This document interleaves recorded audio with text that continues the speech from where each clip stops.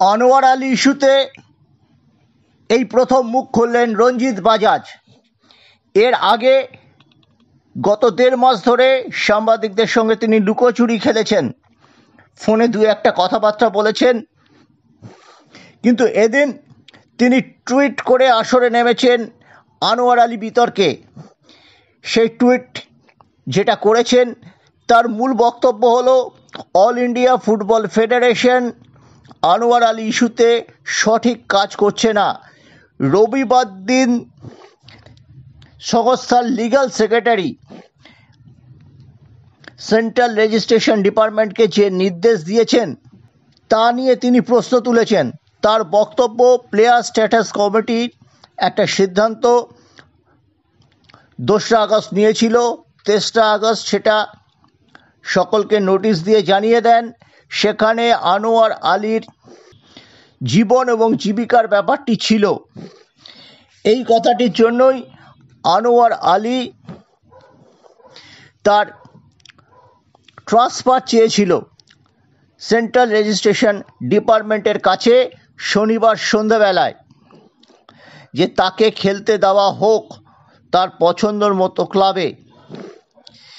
এরপরেই মোহনবাগানের একটি চিঠি অল ইন্ডিয়া ফুটবল ফেডারেশনে জমা পড়ে। তারপর এআইএফএফ এর লিগ্যাল সেক্রেটারি একটি নির্দেশ দেন, যেটা আমরা দুপুরবেলায় জানিয়েছি। আনোয়ার আলী আপাতত কার্যত সাসপেনশনের আওতায় চলে গেছেন। যতদিন না প্লেয়ার স্ট্যাটাস কমিটির শুনানি শেষ হচ্ছে ততদিন তার ট্রান্সফার রেজিস্ট্রেশন নিয়ে সেন্ট্রাল রেজিস্ট্রেশন ডিপার্টমেন্ট ফুটবল হাউসের এই বিভাগটি কোনো সিদ্ধান্ত নিতে পারবে না। অতএব আপাতত আনোয়ারের পায়ে কিন্তু বল নেই। এই ব্যাপারটি উল্লেখ করেই তিনি বলেছেন যে রবিবারের সকালে লিগ্যাল সেক্রেটারি কোনো মিটিং ছাড়া কিভাবে এমন একটি সিদ্ধান্ত নেন যেটা খেলোয়াড়ের পক্ষে বিপজ্জনক।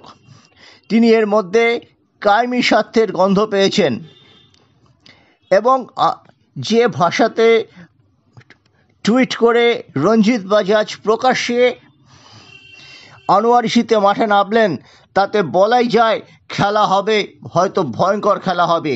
কারণ রঞ্জিত বাজাজের স্ত্রীও কিন্তু একজন বিশিষ্ট আইনজীবী, আনোয়ার আলীর স্ত্রীও আইনজীবী। তারা সব কিছু খতিয়ে দেখছেন।